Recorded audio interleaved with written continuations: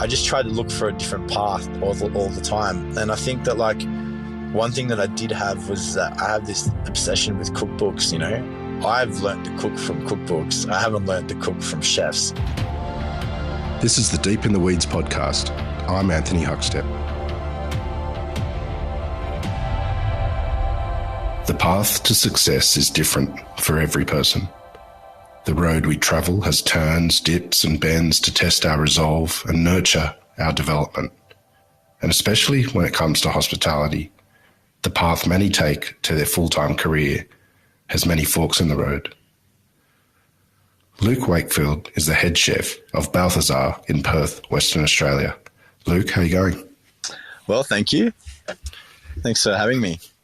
Lots of Australia in bits and pieces has experienced all sorts of lockdowns, and Sydney currently still is in a lockdown. But what's it like in WA at the moment? WA seems to be booming as a little sort of hospitality hub at the moment. Obviously, that pressure is felt a little bit more with that stream of international people arriving, and obviously with their experiences in hospitality. So I think it's a bit of a grab what you can in terms of staffing over here at the moment. But in terms of customers, it seems for a lot of venues, it seems to be very busy and it's quite a successful time. Lots of venues opening up. Lots of, obviously, some places closing as well. But for us at Balthazar, things have never been better. We're busy every single day. Every night we're fully booked. So yeah, it's been obviously a bit of a challenging time. Obviously, there's always the threat of a lockdown just around the corner. We've definitely had a couple ourselves in WA. There's been, these moments where you've had, a whole week's worth of some produce come in on a Monday, and then that night you've got to lock it down, So it's been some pretty stressful moments, and a lot of sort of working out what we're going to do with some things. But I think in comparison to, well, definitely the rest of the world, but obviously also to some of the eastern states, we've been very lucky over this past year and a bit in regards to COVID. We obviously had our big lockdown at the very start, but for me, I have 5 kids at home, so to have that opportunity to be with them over, I think it was around 6 weeks, and sort of just do nothing but be with them. To be honest, it's probably one of the greatest moments in my life in terms of being a father. So, got to cook with my kids every day and got to just sort of really find out who they are. I think like when you work in hospitality, your family almost seems to come second, and I think for a lot of people, and especially for myself, it sort of made a little bit of a shift in the balance around what was important. And what was really, what you actually like live your life for. I think a lot of people who are very ambitious in hospitality, it's work, and focus, and I've definitely had that path. My 3 older kids, I rarely even saw them grow up. So to really have that moment in time last year to sort of just be completely submerged in their lives was truly beautiful, actually, to be honest. Given the impact that it's had on the hospitality sector, are you surprised about the boom that you've experienced sort of once you've cleared away from the lockdowns?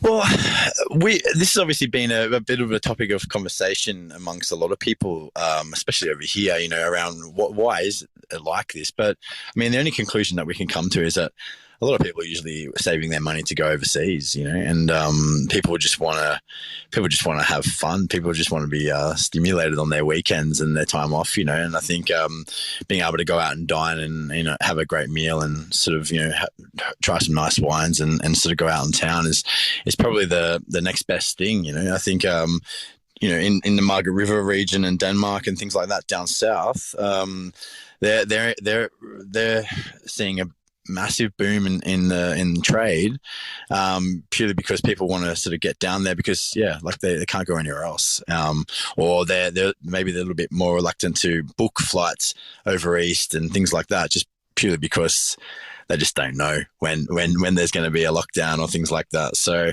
I would put it down to people's boredom, to be honest. Your career has gone down many roads, and it's quite fascinating. But what was the food like for you as a kid, and what triggered an interest in hospitality? You know what? My mum and dad both came from very big families. My dad comes from a sort of an Irish and Danish kind of background, and English as well, obviously with the last name Wakefield. And my mum was from sort of same English and sort of Irish kind of background as well. But both big families. My mum was one of 8. My dad was one of 6. So every gathering was massive. I have cousins that are all the same age as me from, multiple aunties and uncles and things like that. So there was lots of experiences like that. But there was always sort of like a gathering around food. On my mum's side, it was always a sort of a picnic where everyone sort of brought food and we went to a certain park or we went to some sort of beach and everyone just sort of sat around in their little, picnic chairs and the kids just had a play. And then at my dad's side of the family, his mum was like the real matriarch of the family, and she was always about food. She was always cooking something, and there was always a slice or some sort of cake that was there to be eaten. And I think in my early years of sort of enjoying food. It was a couple of influences. Like my nan from my dad's mum. She grew up in a guest house and restaurant on the south coast. They had the first sort of, sort of B&B in Sussex Inlet. My great grandfather was basically took hold of that land when he came here from Denmark and established. He was a fisherman.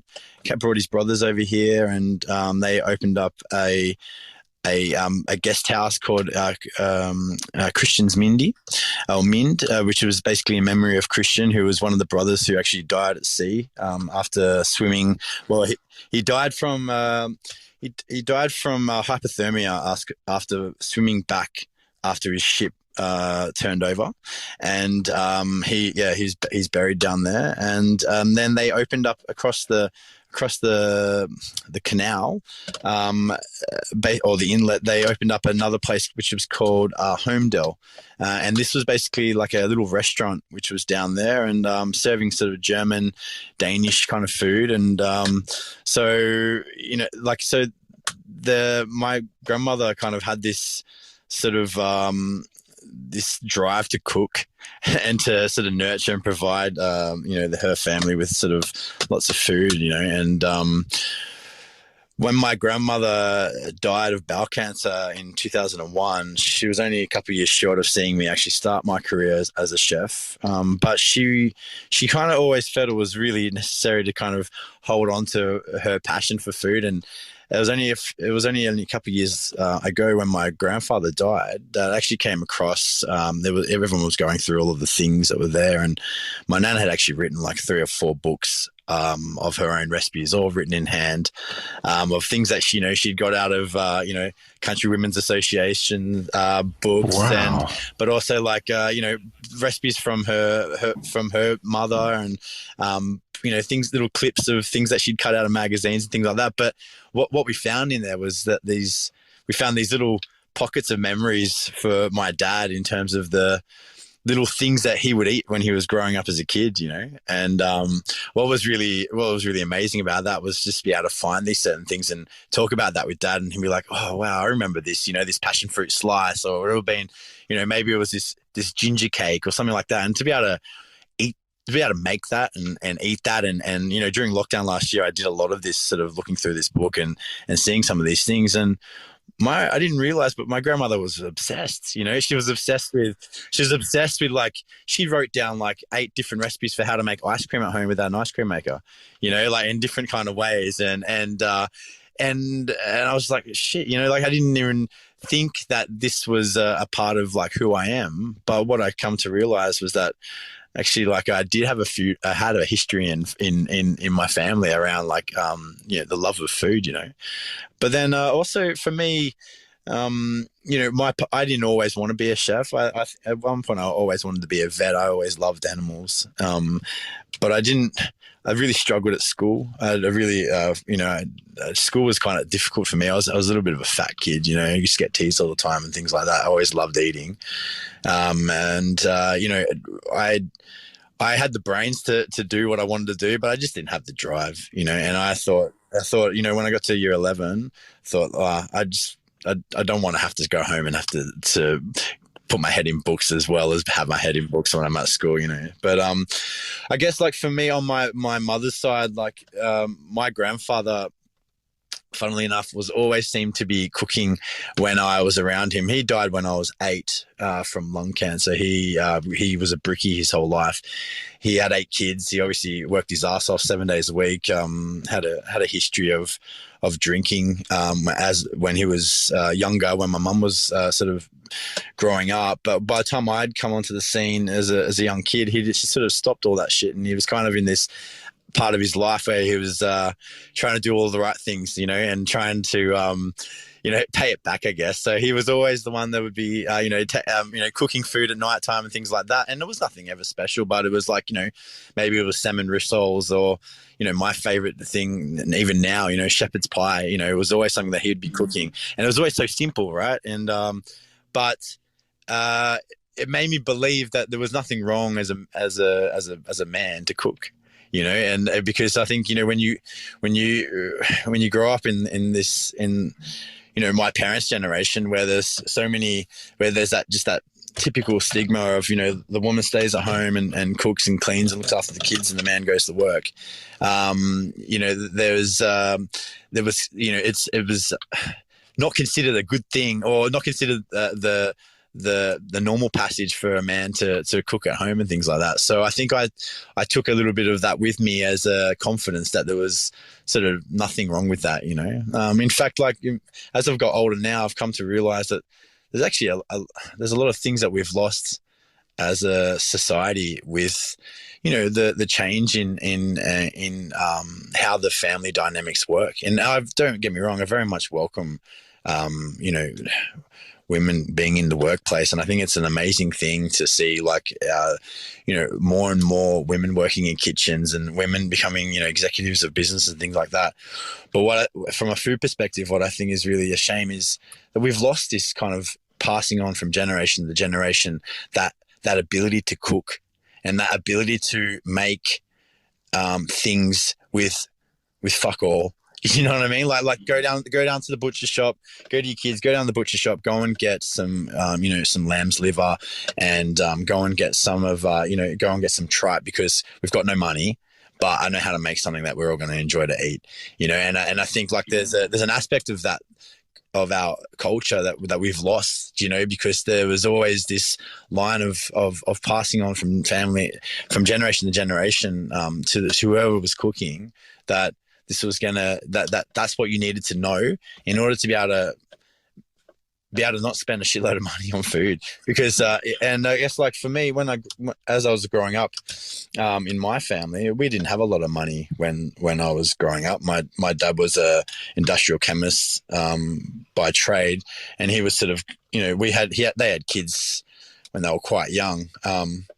My sister was born when my mum and dad were 20 and 21, and I came along when they were 26 and 25. So they were still in these kind of like formative years of their lives, in careers. My mum stayed at home when we were growing up, so we only had like a single income. And so things that we would eat would be very basic. Mum would make like tuna mornay with a can of like chicken and mushroom soup and a can of tuna mixed together with some pasta, put in the oven, or shepherd's pie, which is still one of my favorite things. But food was simple in my house. Mum used to burn the shit out of everything, and but then every now and again, Mum would just come up with this stroke of genius of just things that would just be so delicious. I remember the first time, Mum made pumpkin soup once, and she put peanut butter in it, and we were just like, Mum, what the hell are you doing? And I think about it now, and I think, putting peanut butter inside a pumpkin soup, well, it gives it that satay flavor. It's actually quite delicious, but I didn't think about it like that back then. We're just like, Mum, you're crazy, but yeah, like I was saying, like your mum sometimes she would just have these strokes of genius. She would never follow a recipe. She would refuse, so 9 times out of 10, she'd make a cake and it'd be shit. Do you know what I mean? But then one time she'd make a cake and it'd just be like, you couldn't buy that at a shop, and as, my mum and dad, like I said before, had no money when we were growing up. And, mum and dad's, special night in was watching the bill, having a packet of cheesels and drinking like a $7 bottle of summer wine, and that was their special night in, and, we didn't even realize that when we were growing up. But then we moved around quite a lot as a kid. Dad got a job in Darwin, helping to open up like a chemical plant up there. So we lived up there for 2 years, and that was really cool. And then we moved back to New South Wales, and then Dad lost his job, and then he found another job in Adelaide. So we moved to Adelaide for a year, and then 6 months later, Dad had lost his job again, and then it was during this time that Dad didn't have a job for 6 months, and him and Mum were at home, and yeah, they fought a little bit, but at the same time, like, Dad started to become interested in food, and it was the first time I ever tried sushi was during this time, and the first time I ever tried like homemade bread, first time I'd ever seen my dad make a sponge cake. We got to sort of, Dad had kind of always just been at work, and for this 6 months, which would have been a highly stressful time for my mum and dad, was actually it's actually some of the more memorable moments that I've had as a kid, having Dad at home all the time. And I can relate this a little bit to kind of how I think my kids will probably remember like lockdown last year is that time when Dad was at home, and I was making croissants at 2 o'clock in the morning, and baking bread fresh every single morning, and trying to be like, right, we're gonna just not leave the house, and we're gonna just make shit, and I think it was a really cool time, and I think that also helped me instill in me a sort of a bit of an interest in cooking, and realizing that it wasn't just a woman's job. It was actually like something that everyone could enjoy doing. And then we moved to Western Australia when I was about 13. Went to school in Duncraig, which was in the northern suburbs. And just really struggled at high school.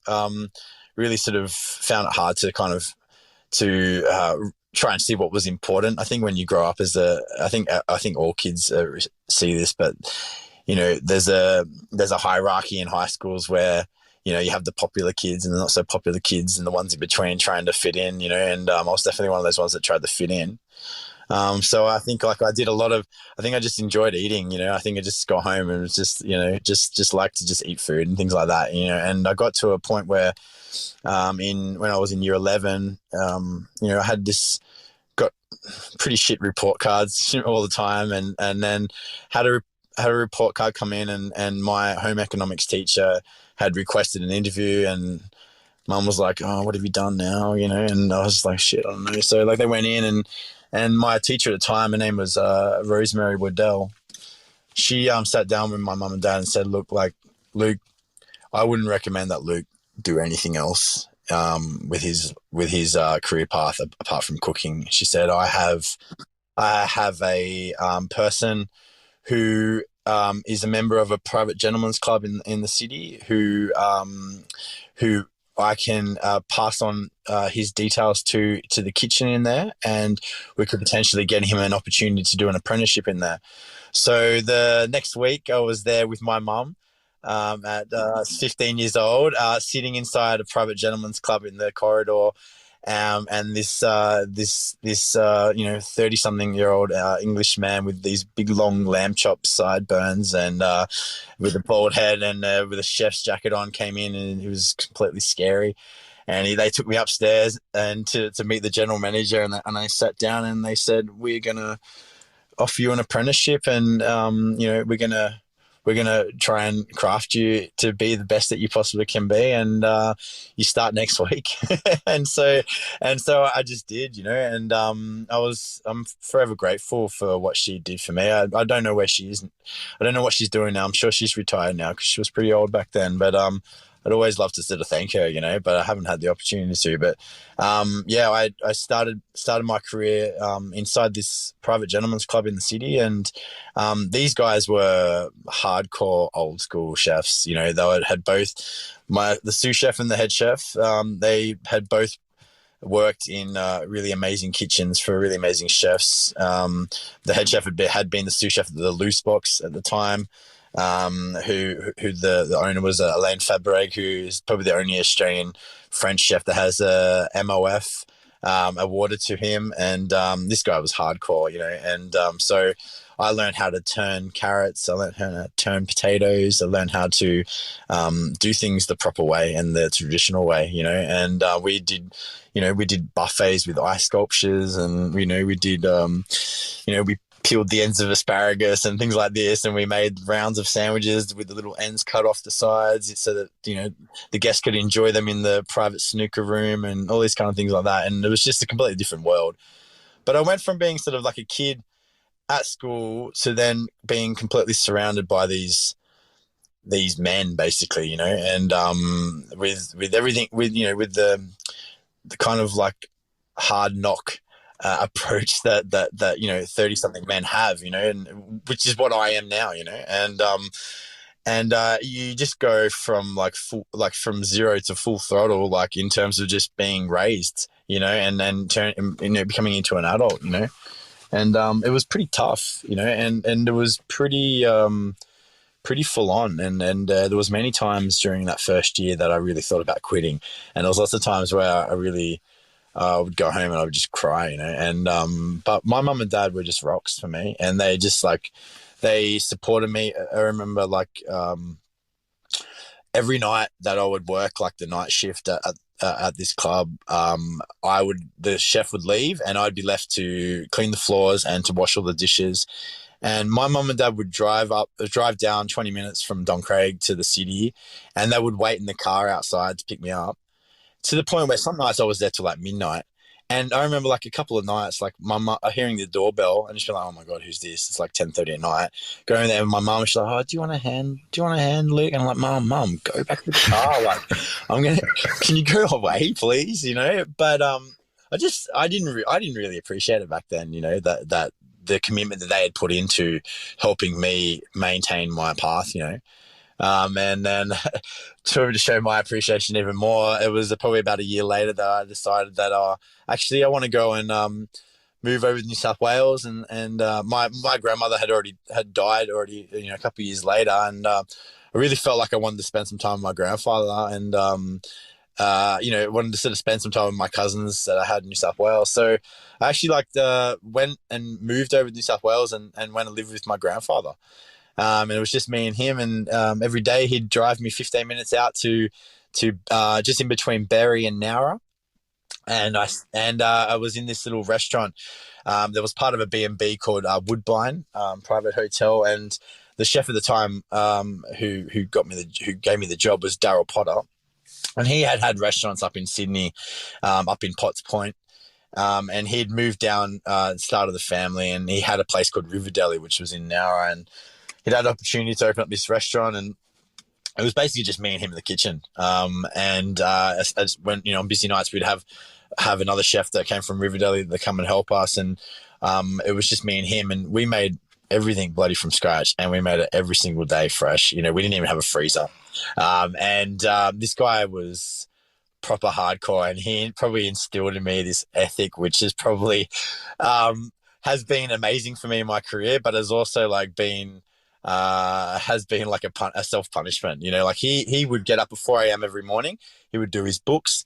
He would come to Riverdeli. He would bake the baguettes so we could do our sandwiches. He would cook and do breakfast all day until about 2 p.m. And then he would drive over to W Restaurant, which is where I had been sitting there prepping since midday. He would prep everything for the main course menu, and do the desserts on the side, because it was just me and him. And we would start service at 6 o'clock. He would get out of his out of his like shirt and put his chef jacket on. We would do service, and at 11 o'clock at night, I would start scrubbing down the kitchen, and he'd be out the back drinking a glass of wine with his wife, And this guy would have maybe 4 hours sleep a day.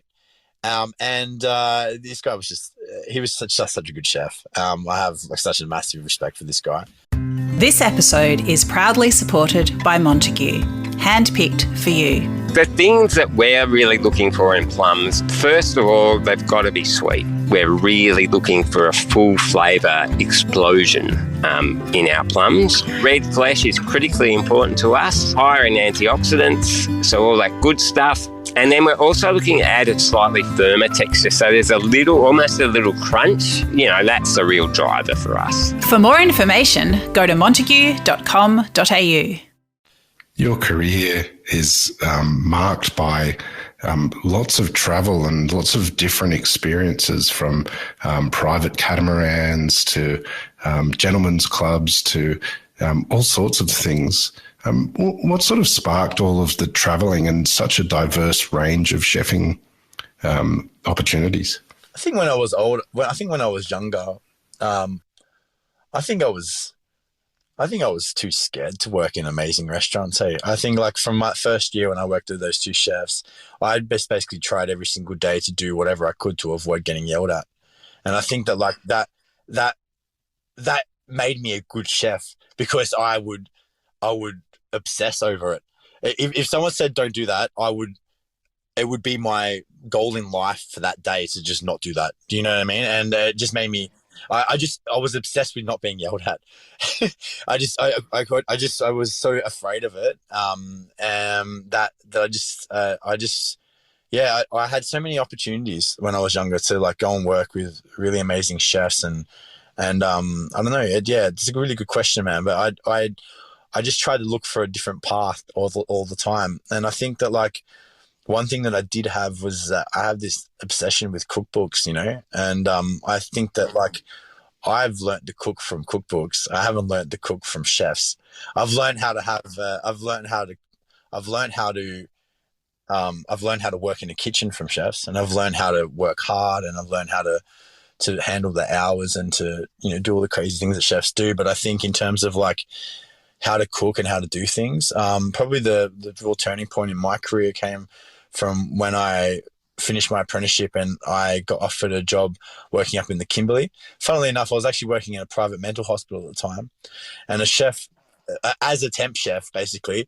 And I was working in there for about a year. I just wanted to work 9 to 5. And this guy came along who was also doing temping, and he was like, "Oh, I just come back from working in the Kimberley." And I was like, "Oh, where's that?" He's like, "Oh, up north." And he's like, he could see that I was really passionate about cooking, but I was working in a fucking mental hospital, and I'd make like fresh pizzas, for like the staff meals, or make donuts, and like just do all these things, and he was like, "Oh, like, would you ever think about doing this?" And anyway, so had an interview, and 2 months later, I was at Fremantle Harbour, like, jumping on a boat to go all the way up to the Kimberley, but during that time, I took cookbooks with me. So I took like 20 cookbooks with me, and I built my menu around all of the things that I thought, well, that looks good. Oh, that looks good. That looks good. And that was like, these were books like Shannon Bennett's My View, and,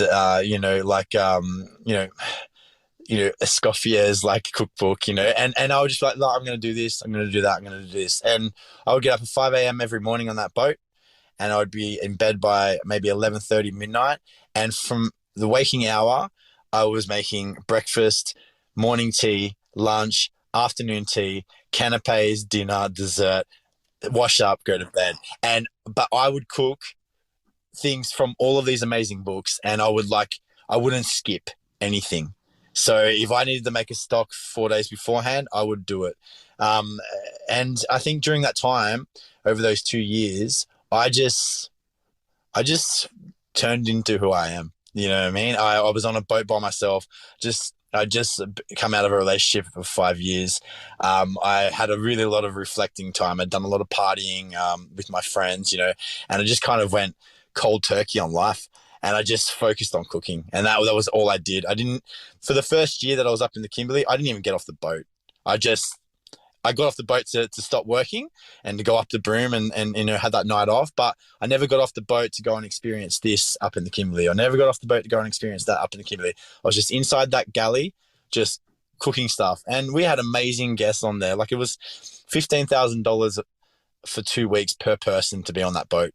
So these were people that had a massive high expectation of what they were going to eat and things like that. Every single day was fresh fish. We would go and shuck oysters off the rocks, these massive oysters, we would get, fresh prawns. We would get mud crabs. We would get like so many cool things. And I had to just work out what the hell to do with them. And so as I'm cooking these, things for the first time, I'm drawing my inspiration from these amazing cookbooks and, taking and trying to recreate what these guys were doing, and I think I came back from the Kimberley, that boat, the company sort of like folded because it was part of a bigger company. Anyway, I started working inside this French family's restaurant called Chez Pierre. The Chilean family have been around for about 30 years in Perth, as one of the sort of original sort of French families that did wining and dining.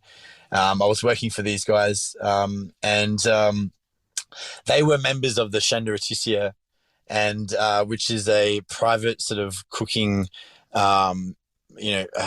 fellowship, I guess you could call it, of these sort of people who sort of wear these ribbons around their necks with all these fandangle medals and stuff like that, and they have these sort of there's chef members, and then there's like restaurant owner members, and then there's just rich people members, and then like they just kind of like congregate every month or so at people's restaurants and wine and dine and things like that.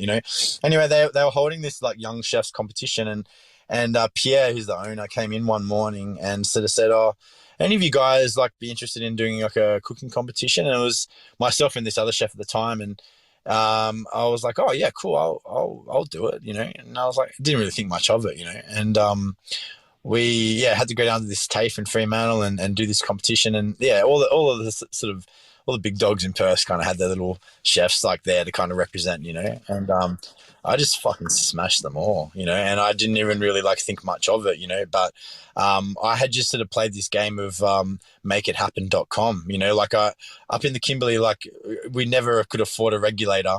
So I do my sous vide cooking using the barbecue hot plate with a pot of water, and I just constantly change the hot water and check the temperature, and that's how I sous vide my massive beef fillet. Or, if I needed to, if I needed to make ice cream, I didn't have an ice cream maker. I'd have the ice cream I'd have like a creme anglaise inside a bowl, and I'd whisk it every 20 minutes, so like I wasn't afraid to just get in there and do it in these competitions, and but I also realized that people just wanted to eat food that was delicious, so I just I did this competition.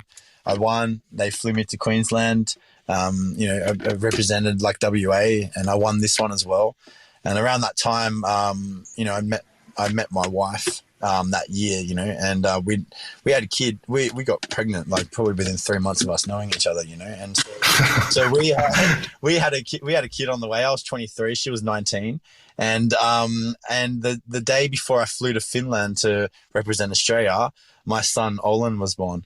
And it was a bit touch and go there, whether or not I was actually going to be there for the birth, But yeah, so the very next day I flew out to Finland, represented Australia, and ended up placing 5th out of 25 countries, And and these guys, the people who I represent or competing against, they're working in Michelin star restaurants and things like that.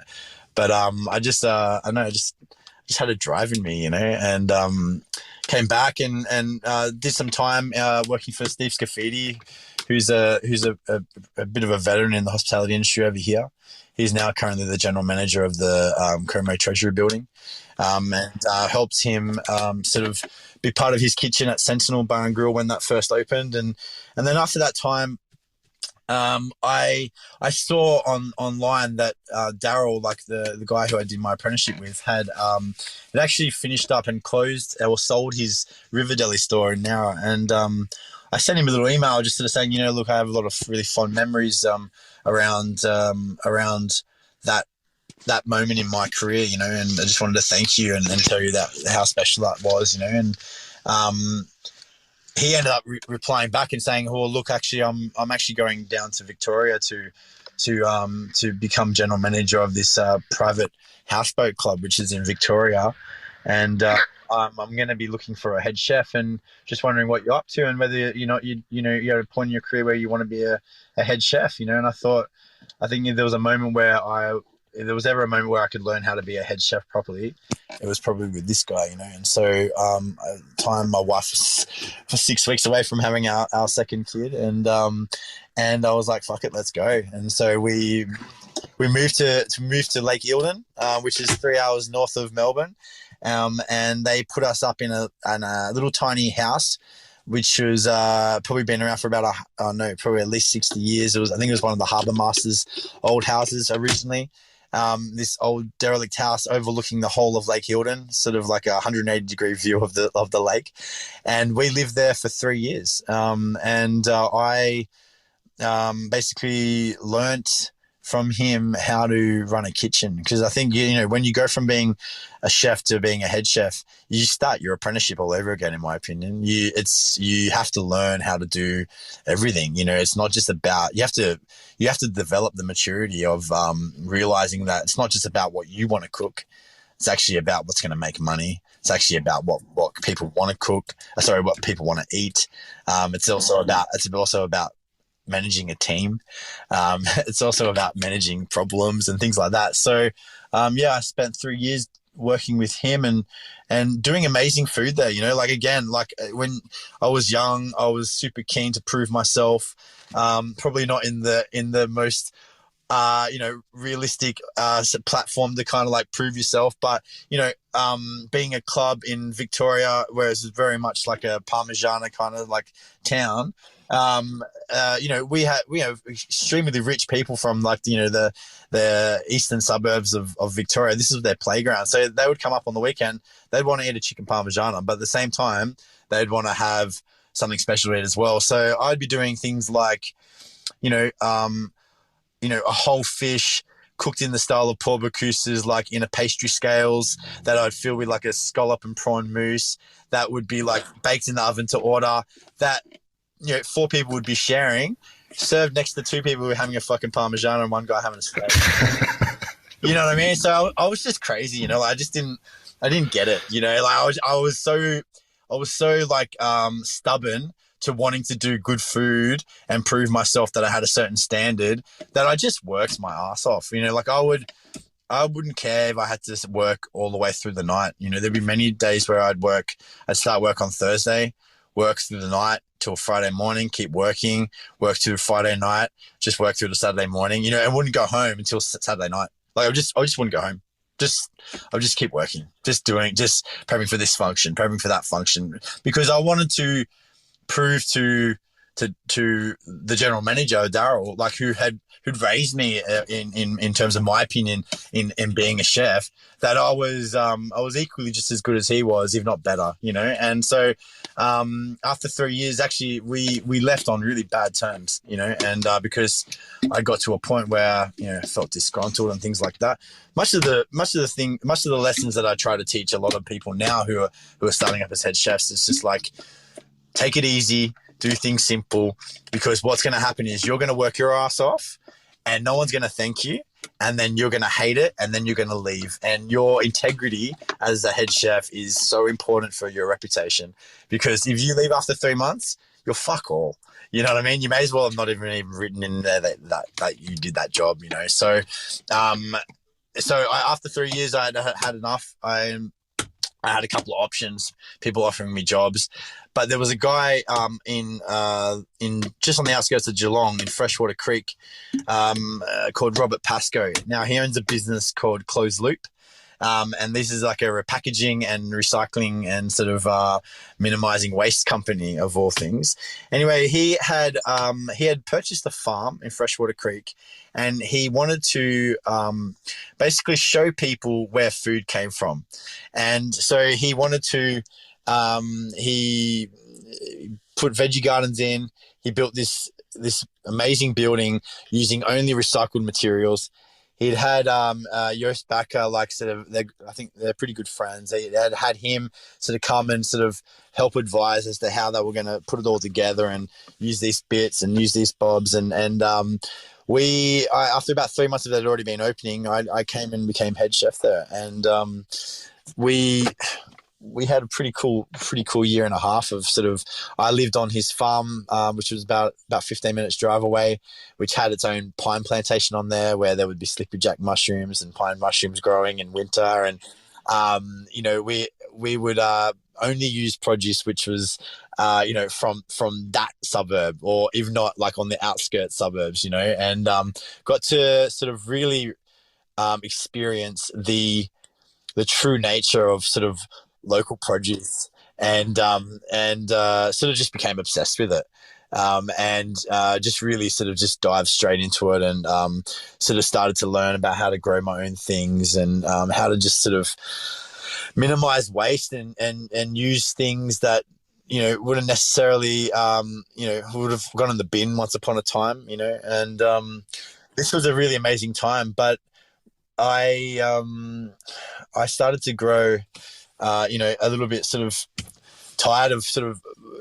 working in a cafe. It wasn't a fine dining restaurant or anything like that. It was a cafe, and I think it's when you work for people that don't come from a hospitality background, it's really challenging, because they have their own idea as to what they want, but that doesn't always necessarily mean that it's actually capable to be done, and I think that there's when you work for people who come from a hospitality background, they have that empathy and understanding of when things go wrong, you need to replace them, or when things can't be done on a menu, there's a specific reason, and I think there was a lot of challenges with that, and then so I decided to take this job up in Euroa, which was inside a 120-year-old old butter factory. And it was they did weddings on the weekends, and then during the week they sort of did nothing, and so I came on board to sort of look after their sort of amazing sort of bespoke weddings that they did up there, and tried to sort of look at ways that how I could sort of generate business for them during the rest of the time. And one of the things that really sort of came to mind was on the weekends they always did like little cakes and little pastries and things like that, and it was something that I was interested in doing, but it wasn't really, I didn't really have the sort of patience to sort of sit there and make cakes every weekend and things like that, because one of the things I really hate about places that sell cakes and things like that is that I only really like to eat a cake that's fresh. I hate seeing cakes going, being made, being put in the fridge, being brought out the next day, put back out again, and things like that. And for me, it's just like, if you can't do it properly, there's no point doing it at all. So I try to think about ways of how we could make like little cake and pastry offering where it was sort of done fresh. And the only sort of real thing that I could kind of come up with that made sense for me was making like croissants and making pastries, So I just went on this sort of self-obsessed journey of teaching myself how to make croissants. And I spent every waking hour for about 3 months just fucking up croissants and then getting better. I think I probably researched about 15 different recipes from all the books that I had and books that I bought. And what I basically did was I worked out how many croissants you could make with 1 kilo of butter, and then I went along and I altered every single recipe so that it all added up to 1 kilo of butter. And then I went and worked out how much flour was in each one, how much sugar, how much yeast in every single one. And then I did a calculation and divided it all by 15 and found this average recipe that I used as my base recipe that I was going to do to basically learn how to basically establish as my croissant recipe dough. And basically, made my own, and we started selling our pastries inside the shop. And then we started looking towards farmers markets. There was a really big farmers market called Valent Farmers Market, which is just on the outskirts of Euroa. And it got to a point where we were doing 1 or 2 markets every single weekend, on top of doing weddings, on top of me doing like a digger station dinner on Fridays. But we got to a point where we were doing nearly up to 450 croissants like at a market, and making a couple of grand. And it got like really crazy, and but it coincided with the downtime of the weddings, which was around winter, where we sort of decided that this shit was going well, and we wanted to let's expand, let's make a croissant shop, in the middle of Euroa town, And we did. We started renovating this little space. We rented it. The owner rented it. We started renovating it every waking hour that we could, and we started to negotiate with this other place where we could start baking croissants and things like this. And it was going. It was going. It was probably like a couple of weeks away from when we were opening, and the relationship between myself and the owner just broke down. And I made her realize that what she was paying me in my salary probably wasn't a smart move for her business. Probably something that my wife wasn't too impressed when I told her afterwards. But yeah, she actually made me redundant, and it was probably the best thing she probably could have ever done, but also probably the hardest thing that I've ever had to listen to, because I'd never lost a job my whole career, and it was a real kick in the pants, and it really made me sort of have a good hard think at myself. And there was an opportunity to take that place and make my own croissant shop with a couple of other people who were going to be part of it. But I just decided after sort of 6 years of being away from my family in Western Australia that it was time to go home. At that point, we had our third child, so we had 3 kids at the time, and we'd seen mum and dad, and my wife had seen her parents, maybe like once or twice a year over that time. So we decided to move back, and so I went on the hunt to kind of try and find a way to get back and try and find a job, and there was a couple of people who were opening up a restaurant on the down south of Perth, about 2 hours south of Perth, in a place called Eden, of all places. And of all places, it was going to be next to a shopping centre. Now, I didn't know this at the time, but the people who were the owners were actually, their family owned the shopping centre. So they actually wanted to have this business to kind of help boost the kind of the commercial value of the place. So they flew me over from Victoria. I spent a week with them, looking at produce around the sort of southwest region of WA, and then at the end of it, they took me to their house and I cooked them a meal. And at the end of it, they said, "Yep, we want you to be our head chef." And so we, 4 weeks later, we moved back. I put Elle, my wife, and the kids on a plane, and then my dad flew over and we drove our car back over. And we started up over there, and it was great. I was there for about 9 months. It was a 350-seat restaurant. Pretty much every single chef that I had in my kitchen was an international student doing cookery. So it was super challenging in terms of like trying to maintain a team and things like that. I still had this kind of hardworking kind of mentality of, and tried to instill this in people, and for some people it worked, for some people it didn't, and after about 9 months, I kind of got to a point where I didn't really like doing it anymore, and I think the direction of where the food had originally planned to be didn't come to fruition. Well, these days you're at Balthazar. Can you tell us about what you're doing there? Basically, the food that we have grown into being at Balthazar is definitely not what it was when I first started. When I first started, I thought I needed to do food that other people who had amazing restaurants did, and tried to replicate a kind of version of what that was, and it just wasn't impressing. It wasn't impressing anyone, it wasn't impressing the owners, it wasn't impressing the customers. And I think that like this kind of food, it comes from, unless you're doing it at a very small scale, it comes from teams of huge numbers of chefs, and you can't replicate that. And so we sat down, we had some pretty hard conversations, and we said, they said to me, we just got to use good produce, and we've just got to cook it well, and we've just got to keep it simple. And that's what we've grown into.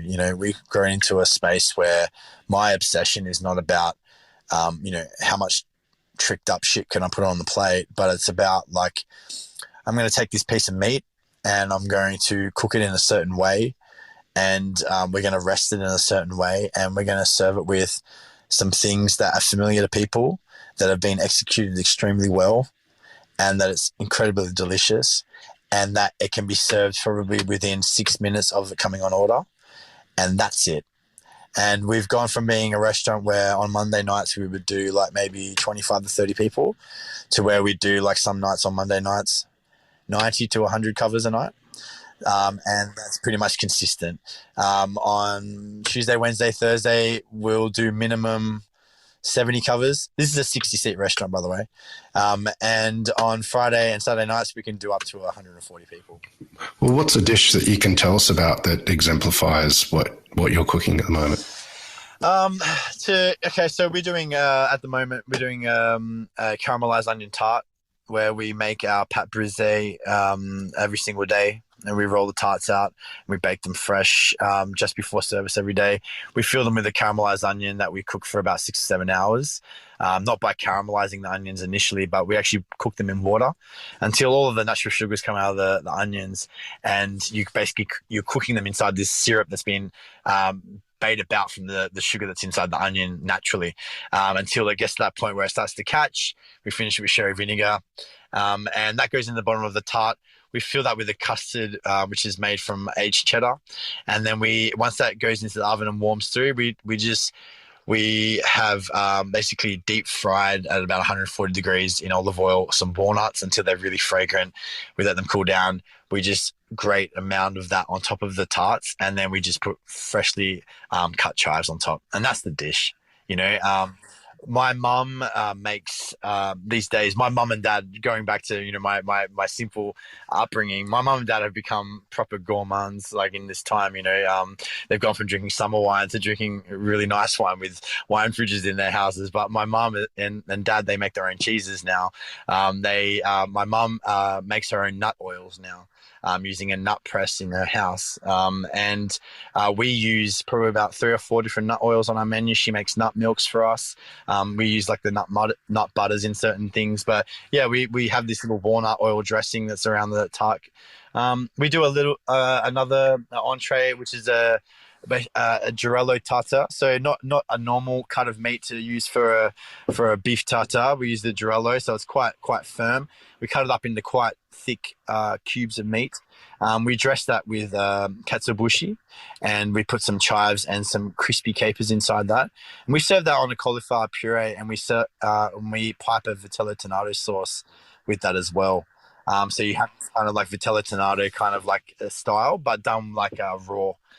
But then for main course, we keep it really simple. Our beef fillet dish is a beef fillet with a potato puree, with wilted spinach and a beef stew that has pancetta inside it. However, our potato puree is made from incorporating beef fat that we collect when we're roasting our bones for our beef stew, that we allow to drip all over our mirepoix as it's roasting, and then that mirepoix infused beef fat we strain off, and we use that to put into our potato puree. So it has this full of umami. And then we make our beef stew. The pancetta, it comes from the offcuts of our pork belly that we roast on the bone, that we turn into our own pancetta and then smoke. And our spinach is cooked inside like the beef fat as well. So it's about simplicity. It's about approachable food, but done in a way where it's smart, and also it's interesting, because as you probably know yourself, like these days, if you want to keep chefs in your kitchen, you've got to make things interesting. There's got to be a reason why they want to work in that kitchen, And so it's a challenge, but I would say that our food is it's chef interesting. It's enough to attract chefs to work in my kitchen, but it's approachable that customers can familiarize themselves with it and enjoy it. Well, that sounds amazing, Luke, and we've loved having you on Deep in the Weeds today to hear your story. Please keep in touch, and we'll catch up again soon.